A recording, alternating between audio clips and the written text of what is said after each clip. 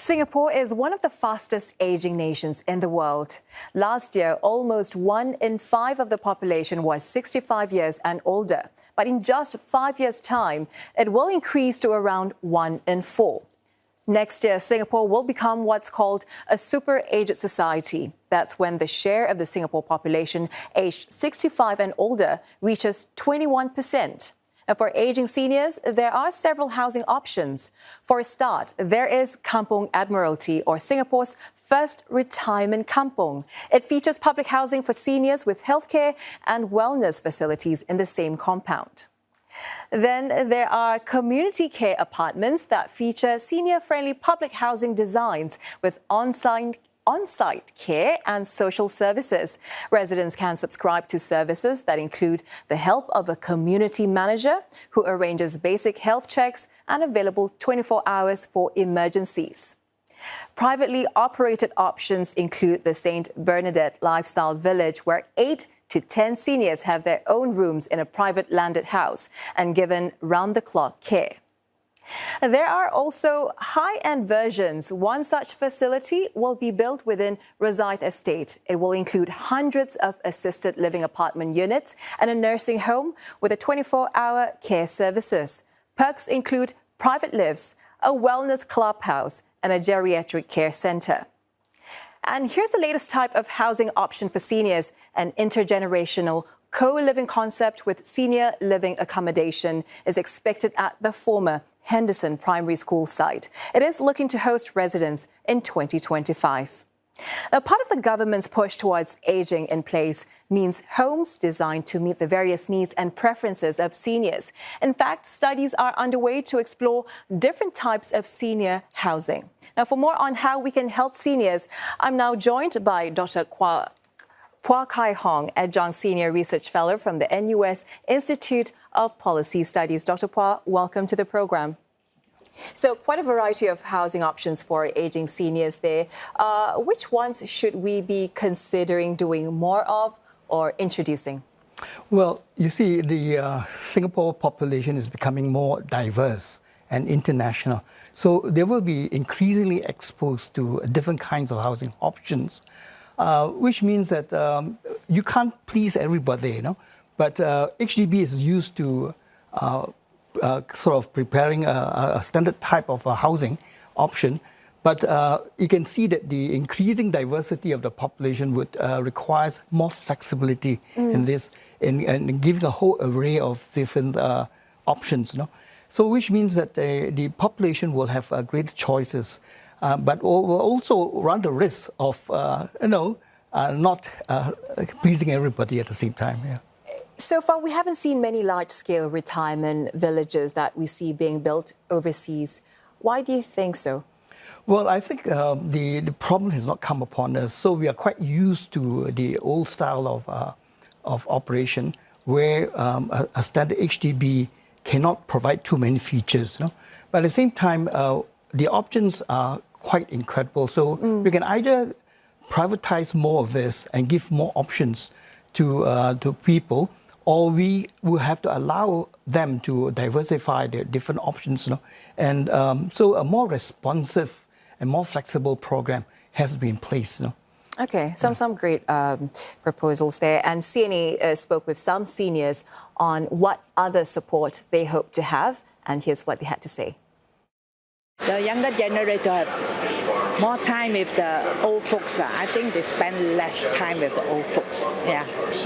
That's why to have, not that they don't have a compassion, it's more active, proactive. Yeah. Make sure have the old man, old lady, have people to look after them.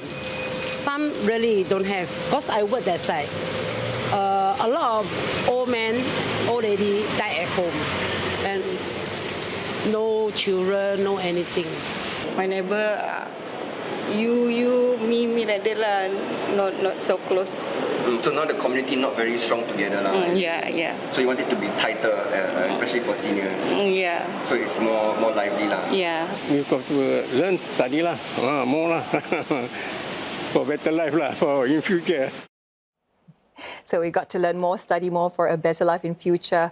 Very wise words from Uncle there. As some of these seniors, Dr. Phua, seem to crave social interaction. But how can we do more for them, especially when aging in an HDB setting, may not be the most conducive to make this happen? Yeah, so it's not the physical space alone that we are talking about. It's more the human interaction. So I think if more people are involved to bring about the interaction, is better. So, for example, HDB can, in the place of the manager, could also get into organizing activities for the old people, so that when you have a whole range of activities and programs to engage them, then you will have more interaction, hopefully, from them. To also encourage families and young ones to be more involved too with their seniors. Yes. Yeah? And the befrienders. That's all in the plan. That's all in our plan. But whether we can get it off the ground is another matter. Would there be any issues to doing that? Well, in the Aging Well program, we have befrienders and friends and family members. We have plans for that to be interacting with the old people. But whether that we can bring that about, I think that's a real challenge. Okay. As we turn to become a super-aged society, what do you think then our priorities should be when it comes to supporting our seniors? Could you perhaps, suggest one or two key types of support that we should focus on or double down on? Yes, it's not just the money alone. Other than that, we are talking about the time and the resources of people giving time so to interact with the old people. So it's not just a question of finding more budget. For example, if I were to give an option is to allow more flexibility, more options and flexibility in allocating, just for example, the Silver Support Scheme. You cannot just say it is for people earning less than $14,000. And you have to be more flexible to allow for a more inclusive package. So, for example, what about those who are earning just miss it? And so you have to have a graduated scheme of things. This is my suggestion.